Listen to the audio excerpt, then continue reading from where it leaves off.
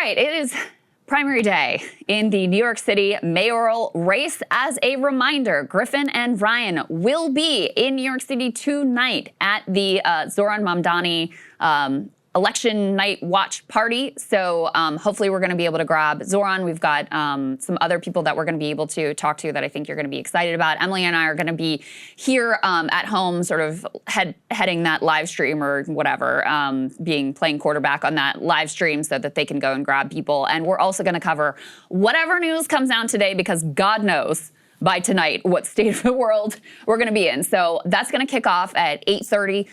Thank you so much to the premium subscribers who made this possible, to do an extra show today. Obviously, it costs to be able to travel and get the right equipment and get the setup and all of that sort of stuff. So really, really appreciate you guys. If you all can support us at breakingpoints.com, that's where you can also become a premium subscriber and get all the goodies that entails. Oh. So all of that being said, Zohran Mamdani and Brad Lander, who have cross-endorsed each other. Lander is another local elected official who's progressive, has a close alliance with AOC.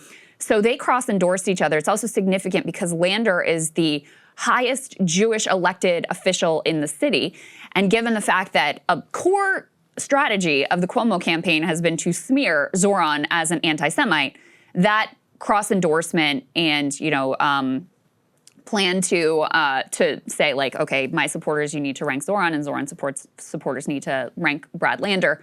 That has been, I think, very significant, very important to his campaign. So the two of them went on Colbert last night together, and lo and behold, Zohran faced questions from Stephen Colbert, exactly along these lines of basically, are you an anti-Semite or not? Let's go ahead and take a listen to how he responded. Mr. Mamdani, same question. Does the state of Israel have the right to exist? Yes, like all nations, I believe it has a right to exist and a responsibility also to uphold international law. Okay, well, let's talk about the elephant in the room, is that there are many people in New York, even people who would support your candidacy otherwise, who don't want to support you because of the Jewish community's fear of the true and rising anti-Semitism, not only around the world, but in this country and shamefully in New York, which has the largest Jewish population of any city other than Tel Aviv in the whole world. And they are worried, they're very upset by some of the things that you've said in the past, and they are afraid that your mayorship would actually lead to increased anti-Semitism, that they believe that would be more dangerous for them. What do you say to those New Yorkers who are afraid that you wouldn't be their mayor, that you wouldn't protect them? I know where that fear is coming from. It's a fear that is based upon the horrific attacks we've seen in Washington, D.C., in Boulder, Colorado. It's all the way from Jews will not replace us to today. And it's a fear that I hear also from New Yorkers themselves. Just a few days after the horrific war crime of October 7th, a friend of mine told me about how he went to his synagogue for Shabbat services, and he heard the door open behind him, and a tremor went up his spine as he turned around, not knowing who was there and what they meant for him.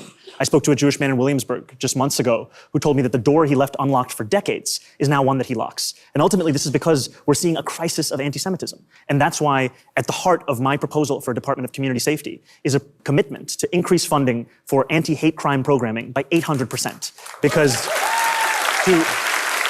to your point, anti-Semitism is not simply something that we should talk about, it's something that we have to tackle. We have to make clear there's no room for it in this city, in this country, in this world. And no justification for violence of any kind? No, there is no room for violence. I'm a proud Jewish New Yorker, raising two Jewish kids here is the joy of my life. I'm the highest ranking Jewish elected official in New York City government. I'm nervous about rising anti-Semitism, and also I believe in the humanity and the human rights of Palestinians, and I know that it is possible.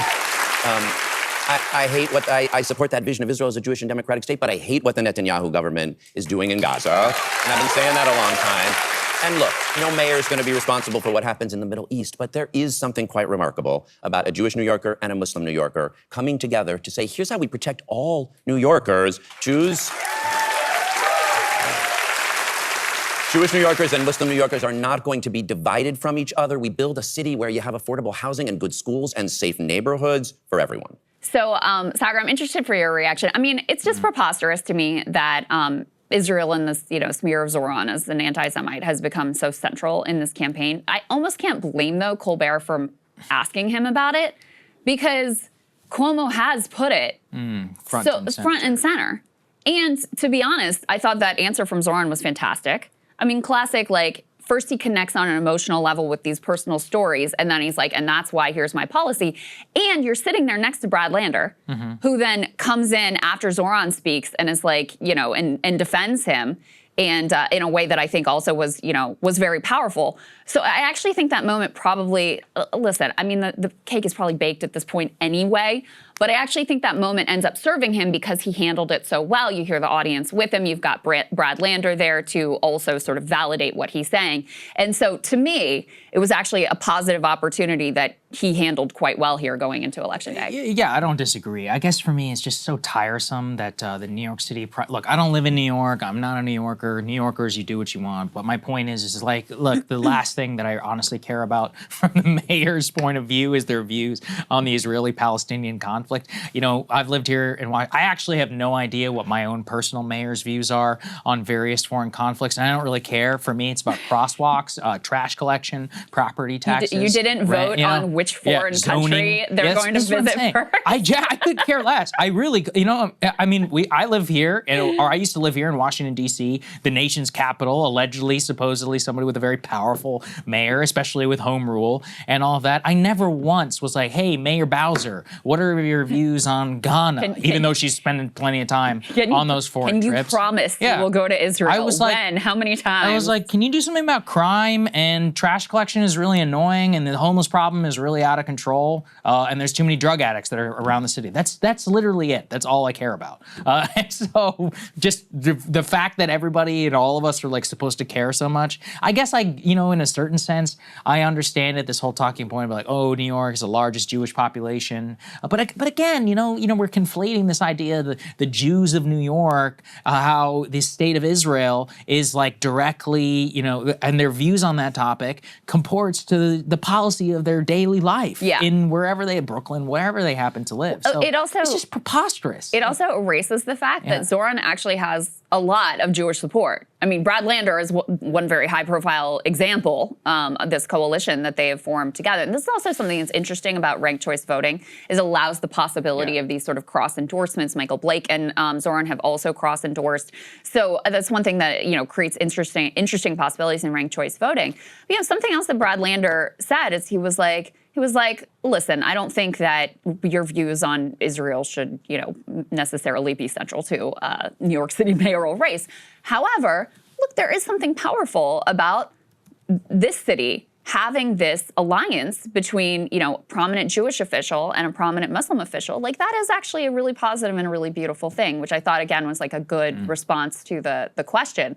But it is crazy the way that they've made this central and put it, you know, tried to persuade people that he hates Jews and it's going to be bad for Jewish people. I mean, some of the deranged things that I've seen out there are truly, truly wild. But in reality, there is no official that has, Zohran actually gets second highest Jewish support in the entire race. So what is anti-Semitic is to expect that every single Jewish voter is going to approach these questions in the same way and have the same views. What is anti-Semitic is to force every Jewish person to ally with the state that is currently committing a genocide and act like that represents every Jew in the city of New York or around the world.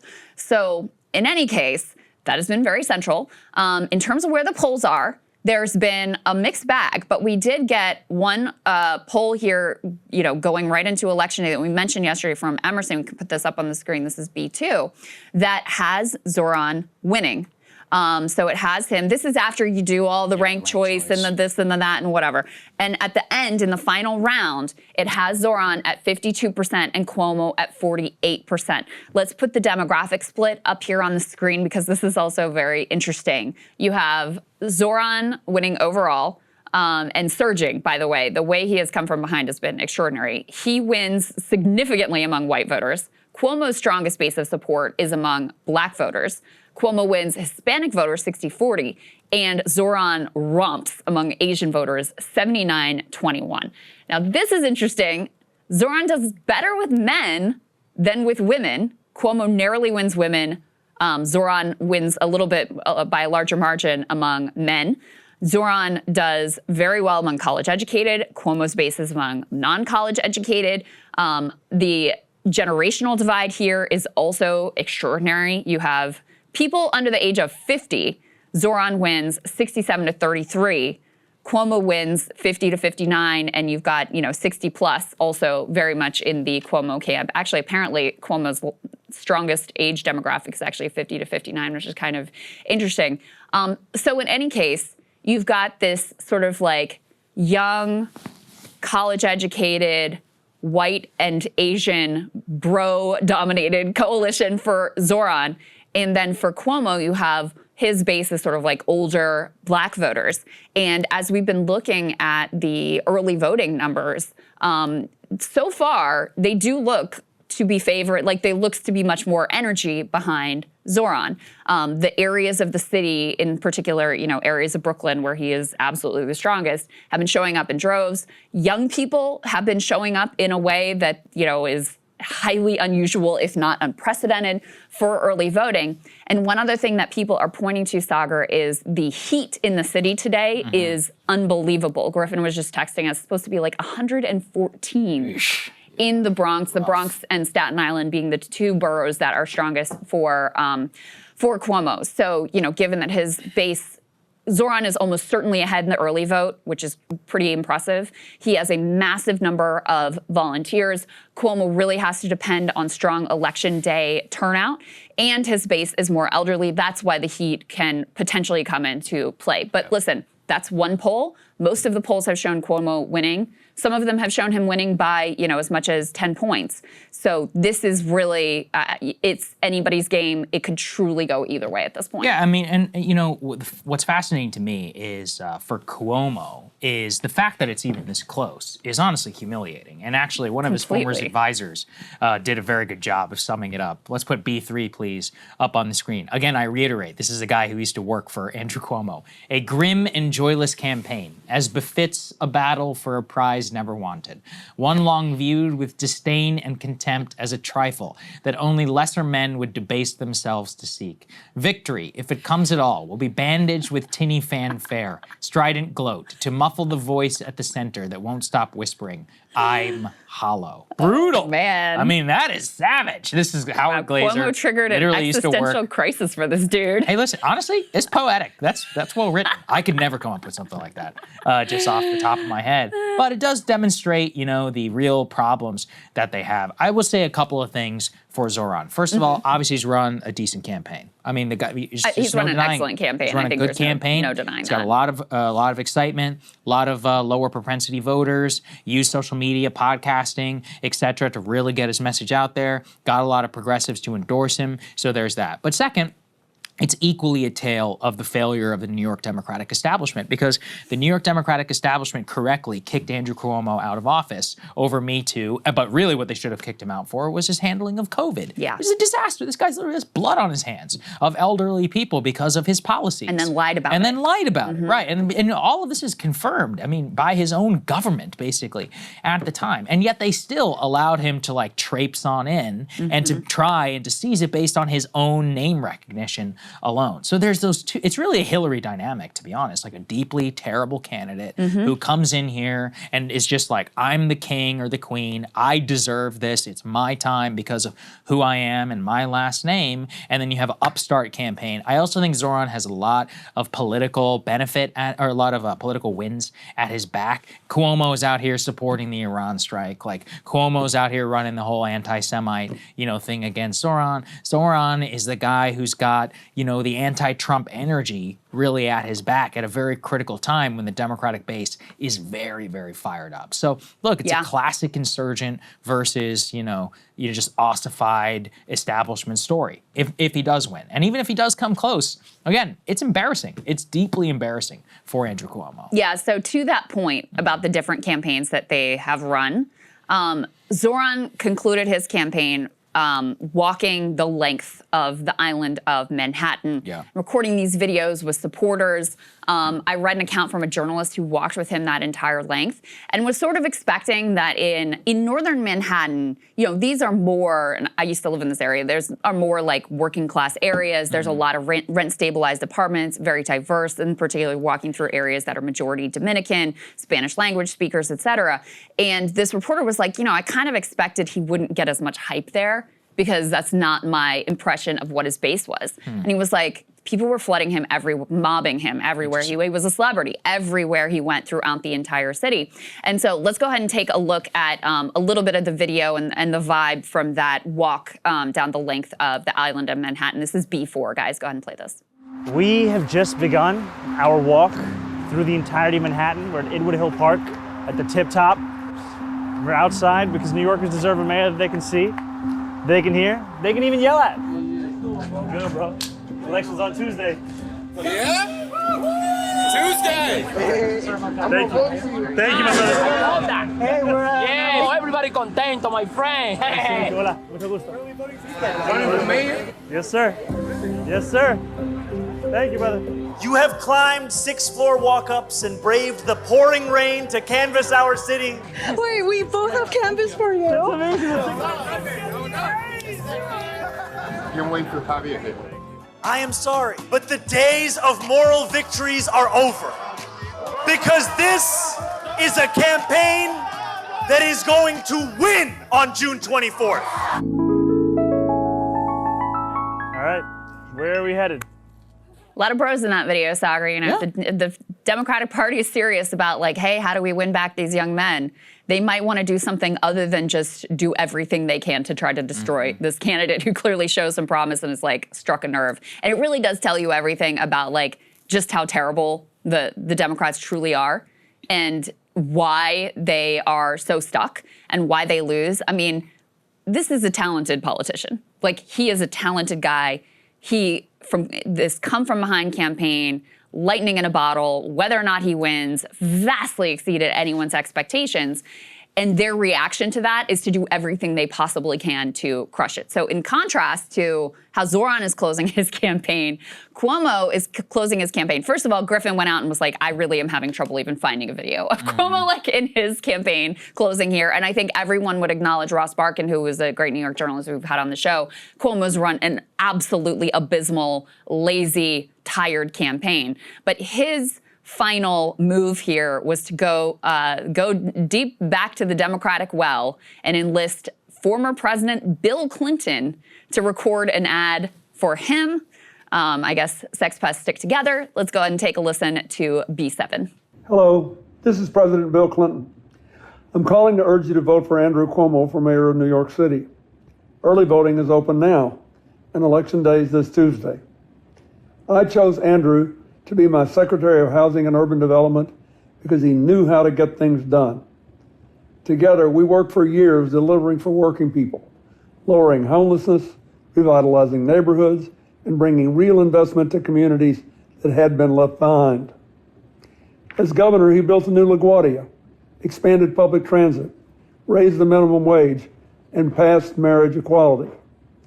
Now New York needs real leadership on affordable housing, public safety, and genuine opportunity. And Andrew's ready to deliver. He's a fighter who knows how to make government work. And at a time when our basic rights are under assault, I know he'll stand up and protect the people of this city. So make your voice heard. Vote early or show up on Tuesday. And please, vote for Andrew Cuomo for mayor of New York City. Inspiring stuff, Saagar. Yes, deeply. But who knows? I mean, look, it could still work, I guess. We also have this attack from Andrew Cuomo. B8, guys. Let's take a listen.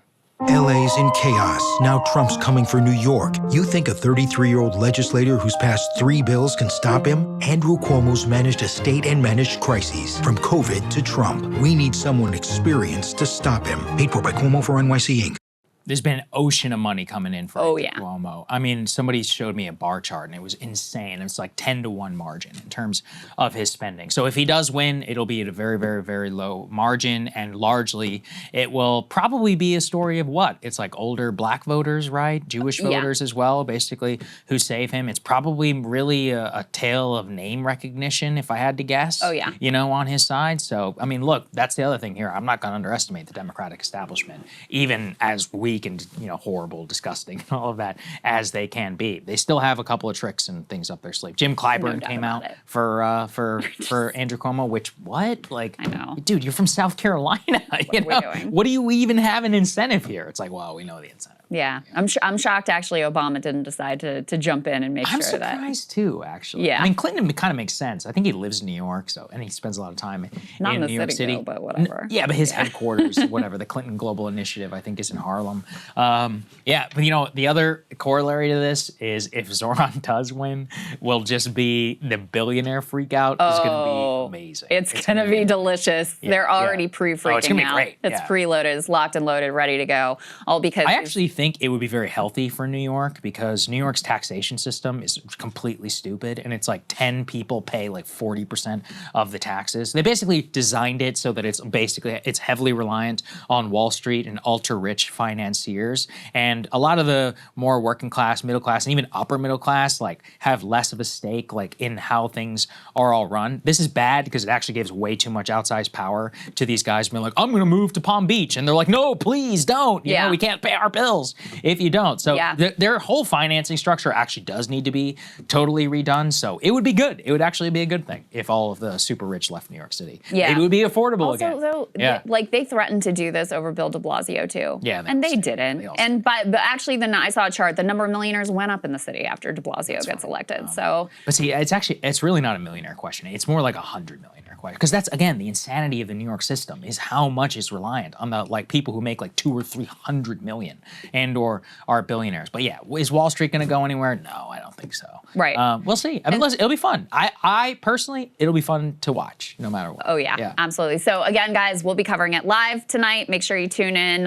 Emily and I will be here. Ryan and Griffin will be up in New York covering this live, and we will all find out together what happens, assuming they're able to count their ballots. That's right. Big question mark. Hey, if you like that video, hit the like button or leave a comment below. It really helps get the show to more people. And if you'd like to get the full show ad-free and in your inbox every morning, you can sign up at breakingpoints.com. That's right. Get the full show, help support the future of independent media at breakingpoints.com.